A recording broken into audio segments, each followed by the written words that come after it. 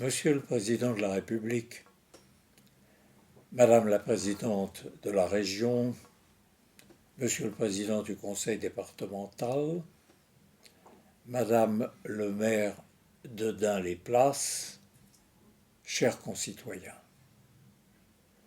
nous sommes à cet instant réunis par la même ferveur et la même volonté de commémorer le sacrifice des héros et des martyrs massacrés par les nazis à Dun-les-Places il y a 72 ans de cela, du 26 au 28 juin 1944.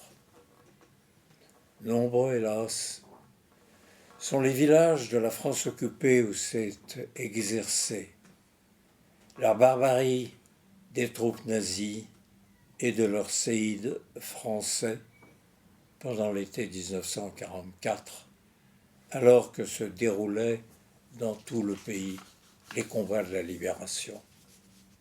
Mais aucun bourg, aucun village de la région du Morvan n'a pu se dérouler pendant ces 3 journées d'été autant de crimes de guerre aussi atroces, de tels massacres commis par une soldatesque en retraite, ivre de fureur et de pulsion de mort, à l'encontre des résistants, dont la foi patriotique et la passion de la liberté étaient les meilleures armes.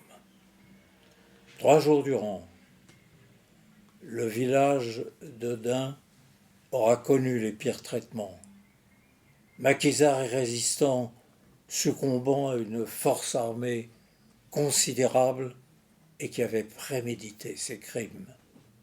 Femmes et enfants terrorisés, frappés, violentés par des brutes en uniforme, et pour finir, l'incendie volontairement allumé, détruisant maisons, édifices publics et religieux, et réunissant dans une commune apocalypse les héros et les civils abattus.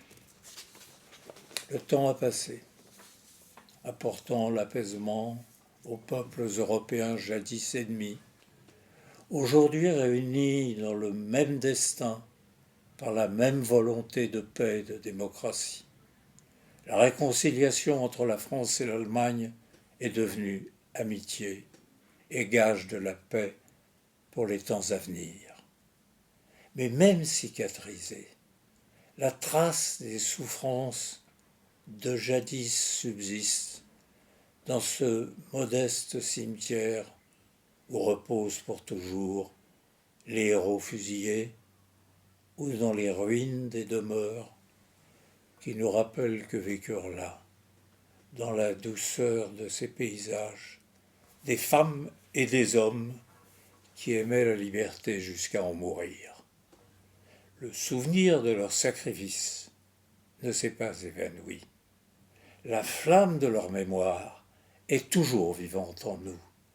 Et c'est pourquoi nous sommes réunis pour la transmettre aux générations nouvelles.